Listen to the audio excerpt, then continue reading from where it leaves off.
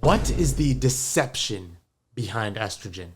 And why is it getting more and more popular that men are having problems with their estrexual health, let's say? Does it have to do with this increase of estrogen that men have been seeing in the past few decades? And is estrogen even a good thing? Is it a bad thing? Should we avoid it at all costs? Is it the reason why men aren't manly anymore? Now, estrogen is a word that not only bodybuilders and hormonal doctors are using anymore. It's almost a household term, and it's known as the female hormone. So this means that for men who are trying to get more muscle, get better results in the gym, have better performance in their athletic life and their personal life, they should avoid estrogen at all costs, right? But what if I told you that your favorite and most manly actions were actually due to estrogen? And these include things like estrogen receptors in the hypothalamus that lead to the signaling of libido, that desire you get in the bedroom. And this also has a huge impact on the blood vessels that are running up and down your most sensitive parts. These veins are full of these estrogen receptors. And another thing your estrogen receptors are very prominent in are your Leydig cells. And these cells are not only important for production of that workhorse down there, but also the size. And I know men are obsessed with the size and making it bigger. Estrogen actually plays a very large role in how your body is looking, feeling, and acting. Not only that, but it also affects the amount of serotonin receptors in your brain, affecting your mood and your energy levels. But now we need to get into the two different types of estrogen, the good estrogen and the evil estrogen. Now, why is this evil estrogen running rampant? And this is due to a completely new toxin that our grandparents didn't really have when they were growing up. And there are numerous studies that back this up. In fact, a study from 2008 of 2,517 men showed that 93% of men had a higher than limit range of this dangerous toxin in their body. And these toxins are sneaky too. These actually get stored into your fat cells as well. So it makes those extra pounds even more difficult to shed off. Another research paper only 6 years later in 2014 showed that 98% of men had higher and dangerous levels of this toxin in their urine. And the scary part here is that this went up from 72% back in 2001 and 2002 all the way to 96% in 2009 and 2010. That's just an 8-year difference, and it already went up almost 30%. So how does such a high level of these toxins get into your body? Well, unfortunately, a lot of it has to do with things that are not in your control. I'm talking about things like the air you're breathing, what you're cooking with, the food you're consuming, what you're washing your body with. Everything you're using on a daily basis probably has one of these chemicals in it. Now, I'm not here to scare you away from using those things. I'm not saying that you have to get rid of everything, but a great option here is to be aware of what's actually causing the problem so you can mitigate these risks and nip them in the butt. And you can just nip them, just take them out, because you don't want all of these things culminating when you're not aware of them. You can do what you can control, and this will allow you to lower the risk of these dangerous chemicals. Now, I did not forget about estrogen. Estrogen still plays a crucial role, but what about these good and bad estrogens? The good estrogen is good for you. It helps provide that rush of energy. It helps provide that motivation, that desire to get things going in a romantic way. It also helps the stiffness of that desire to protrude itself as well, if you know what I'm talking about here. And that's why there's a sweet spot, because the bad ones, these are hijacking all of the good spots. They're hijacking the receptor sites of that precious estrogen that you do want in order to get those benefits. So most men nowadays are stuck with either above average estrogen levels, or their body isn't able to produce enough because all of their receptors are being hijacked by these fake, almost identical estrogens, the evil estrogens. Now, let me simplify this, right? Let's say you're having a party, you're having some friends over, and all of a sudden, all the parking spaces at your party are full. Now, your friends are going to start parking in different areas. They're going to start parking on the streets. That's going to draw a lot of attention. It's going to draw a lot of inflammation in the body if this is the situation we're talking about. And then when you have all your friends out parked all over the place, the cars that are actually parked where they're supposed to be end up getting stuck and they can't move. They can't get cleaned out. They can't get cleared out. You can't do anything with it. Your body isn't able to use it because it's not something that is sustainable. It's not something that your body is able to recycle.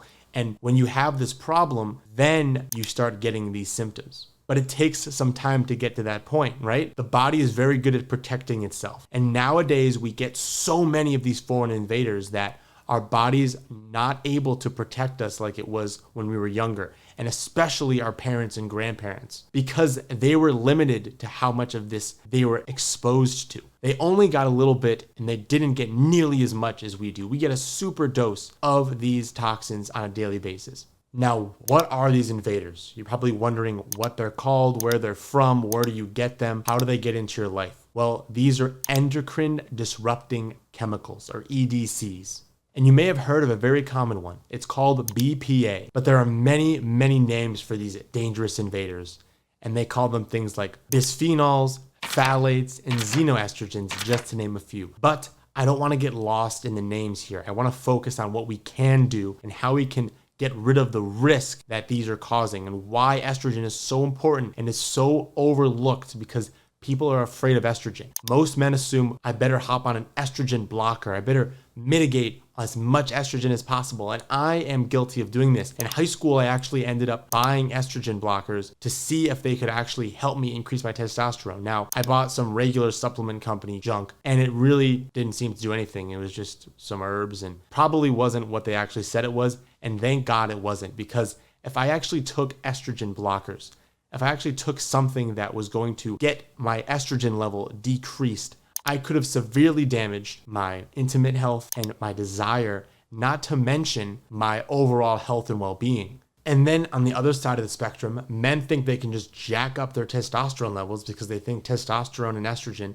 just go hand in hand. If they keep on jacking up testosterone synthetically through injections, their estrogen's suddenly just going to start going down and it's going to be totally good. The problem with that is that they're actually going to increase their bad estrogen levels. And this is because their body is going to have to compensate for their synthetically increased testosterone levels.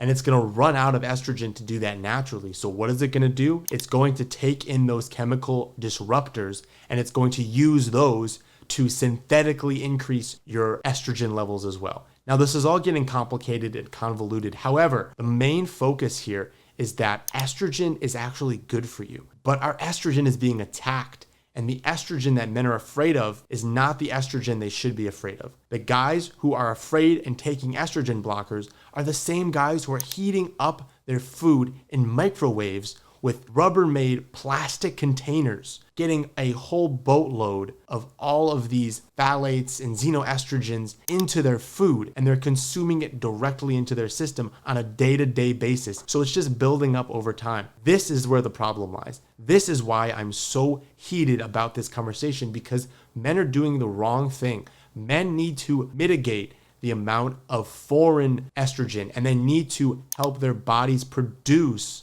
the right amount of good estrogen within their body. No more junk estrogen, no more crappy estrogen from all these plastics, from all these chemicals, from the air you're breathing every day. We're under attack here and we need to fight back with the right mindset and the due diligence to improve our health and well-being as a man. So back to the evil estrogen. What can you do in order to fight back, to fight the system that is holding us back as men? Well, a big part of this system is called aromatase. And aromatase is something that converts androgens like testosterone into estrogen and estradiol. And this is meant to help us. This is something our body does naturally. But this is also something that is working against us. The best way to mitigate this is to cut out as much as you can. Think of all the plastics you're using in your personal products, your hair products, your skin products on a day-to-day basis. Anything you're using in your cookware, anything you're using in your cabinets that are based in plastic, your water bottles. Now, this is hard. This is not easy to do. These things are difficult to switch out because we're so used to this. And not only are we accustomed to this, but they're also cheaper. It's so much easier to use plastic. It's so much easier to just get a plastic bottle and just lug it back. But here's the challenge. Make a small shift. Change from a plastic bottle to a glass bottle to an aluminum bottle. And remember, Things like cans also have BPAs in them. Cans have an actual lining of plastic inside of them. Now, this is going to be very easy to just mentally masturbate over and just get totally sidetracked here. So outside of changing your lifestyle, what you need to do is make sure you're providing your body with the proper minerals and nutrients that it needs. And this includes things like vitamin E, sea moss, shilajit, diatomaceous earth, anything that helps process all of this stuff out and clean it out of your body. Now, on top of that, you're also going to want to look into special herbs that'll help balance your estrogen levels. What you want is a healthy estrogen level. You don't want it to be too high. You don't want it to be too low. You want to have a good drive in the bedroom and in the kitchen and in the living room and in the local park, I guess, if you're feeling frisky, as long as there's no children around. But what you need to do is make sure that your body is in homeostasis. Now, what else can we do about this? The biggest thing we can do is to get our estradiol's level checked. Check your testosterone levels. Check your sex hormone binding globulin, your SHBG. Check these levels because these are a telltale sign that your body is working overtime in order to find homeostasis. So check these levels first, and then depending on your level, start cutting out foods. If your SHBG is too high, start cutting out things that are going to increase your estrogen levels. If your estrogen is too low, start consuming more plant foods that have more healthy levels of natural estrogens in them to help replenish your natural aromatase production. Don't start eating soy and tofu. Don't go crazy, but just look into herbs that help balance these hormone levels. And if your estradiol is too high, then you're going to want to take something that helps with detoxing, helps with getting all of these chemicals, these invaders out of your body. And this is something that most men are afraid of doing because they think it's girly, they think it's weird. But estrogen is actually very important for both women and men. And men need it just as much as women do because women need estrogen for their cycle. It also helps with their arousal and making sure they get excited. So if anything, you want your partner to have a healthy estrogen level. You want to be taking different plants and herbs and taking things that actually improve the quality of life. Because if you do not, then this will be the reason why they won. This will be the reason why you can't get that desire that you've been looking for. Now, I can go on and on here about these different herbs, these different fears, and everything that's wrong with estrogen these days. However, the most important thing to take from this is that you should be mindful of your estrogen. You should know that it's actually good for you, and make sure to get your estradiol levels tested. If you want more insights or to learn about things that I personally recommend or am taking, make sure to hit the subscribe button and leave a comment to let me know what you're personally taking to help with your estrogen levels.